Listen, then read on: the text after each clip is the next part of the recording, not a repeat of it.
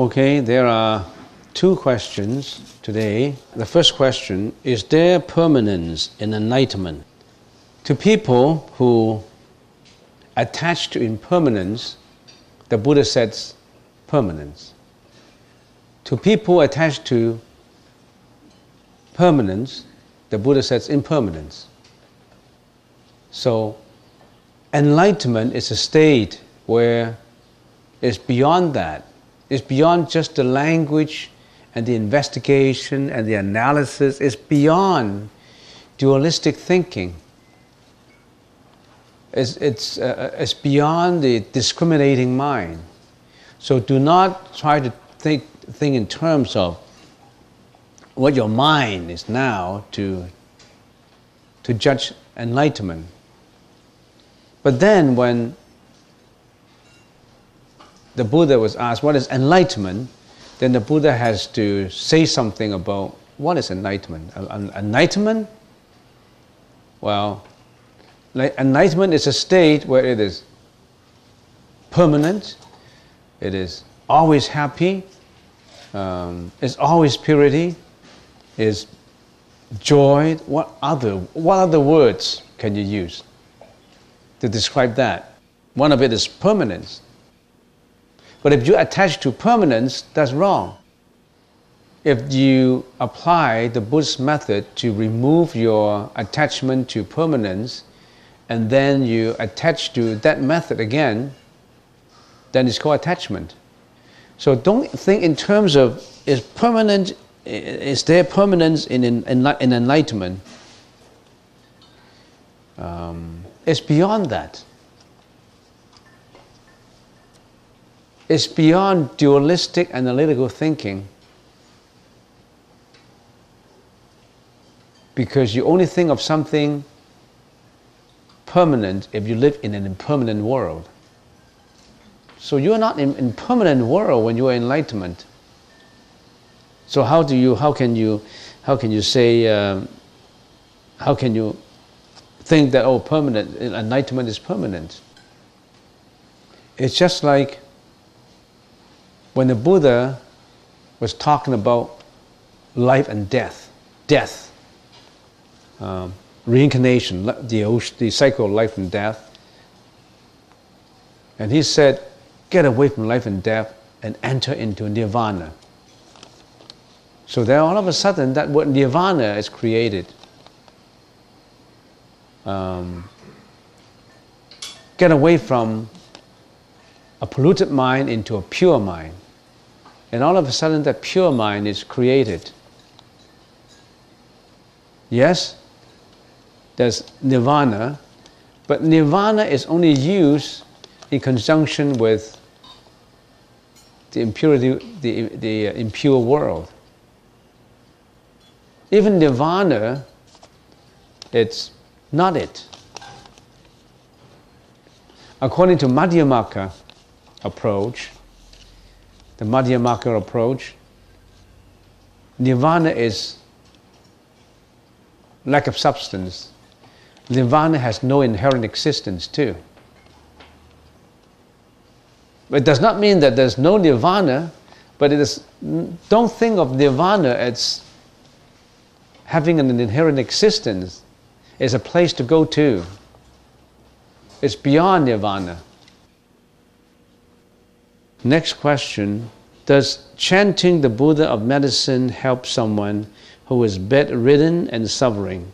The patient is already 92 years old and is sometimes aware and sometimes unaware of her surroundings. Whether she is aware or not, particularly good if she is aware. Of course, if she's aware, it would be much better. Then you chant the Buddha medicine for her. Or you can chant the holy water, the water that's been bestowed with the blessings of the Buddha medicine. by Sajya Guru Vaiduraya, Praparajaya, Taragataya. The 90-year-old would get the benefit, particularly if he or she is aware of what's going on.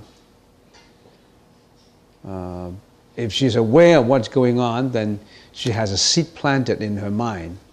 This is the Buddha, this is enlightenment, this is nirvana. So you know now, let her drink the holy water, bestowed by the power of the mantra of the Buddha of medicine. 108 times, and every day, and let her drink the water. And you, if you want to be healthy, you can do the same thing to yourself. No one is guaranteed of continued existence, because we're always confronted with the threat and the fear and the worry of death. So sometimes it's beyond our power to control it, because our own karma. You could have done nothing wrong, but you still maybe immature departure. You may not have done anything wrong. Immature departure from the world, it's because of certain cause and effect you have to leave. So if you earnestly chant the Buddha of medicine, the mantra of medicine every day, and request for a postponement of your life existence so that you can learn more about it, so that you can benefit other sentient beings more. So if you're a doctor, you can say your prayers of Buddha medicine and requesting for longevity so that you can save others in your medical work. Or not just in medical work, or in whatever work you do.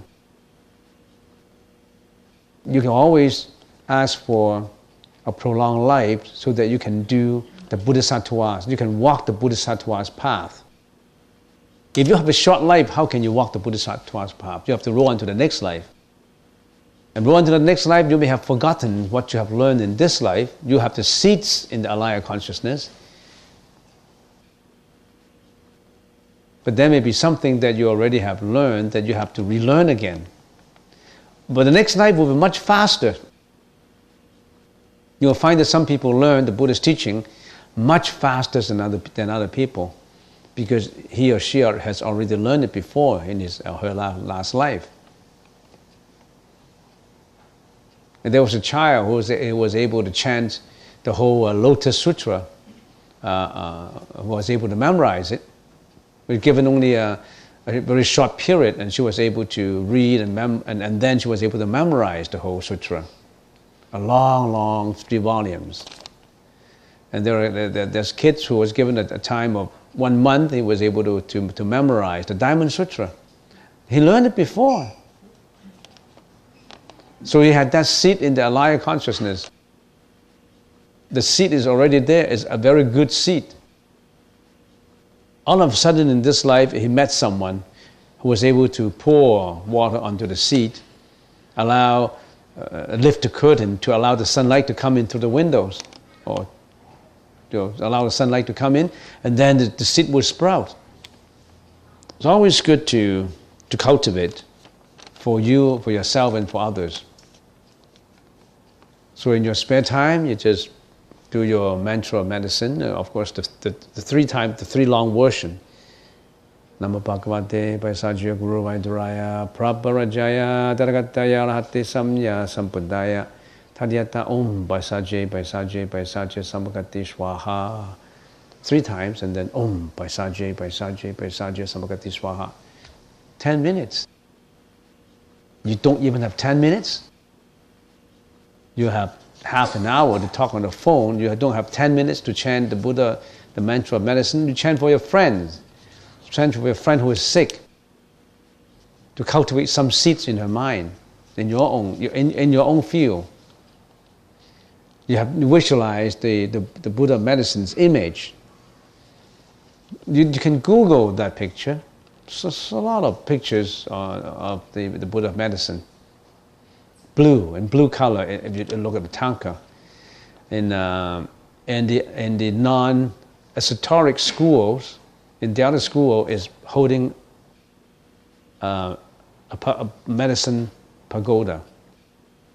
In the upstairs, that building will set up a shrine for the 7 Buddha of medicine. We'll be practicing the life longevity repentance method of practice. So you can join, but basically it's in Chinese, but we can translate it into English. There's English version of the Buddha of Medicine Sutra. You can search. There's an English version which is very nicely translated, a sutra in English. I forgot the name of that. I think it's called the Buddha of Medicine Sutra. The Buddha of Medicine Sutra. It tells you exactly how do you do in those 7 days. If you want to prolong someone's life, in the 7 days, this is what you're going to do. You're going to set up 7 structures. In front of every structure, you have 7 lights. Every light must radiate light, with a diameter of at least, say, 2 feet. Nowadays, an ordinary light gives out more than 2 feet of the radiance of the light. So in front of every Buddha, 7 Buddhas of the Buddha of medicine, in front of every Buddha there are 7 lights. So 7 times 7 is 49 lights. And then you chant the Buddha of Medicine Sutra, and of course the mantra. And of course you observe the 8 precepts for the 7 days.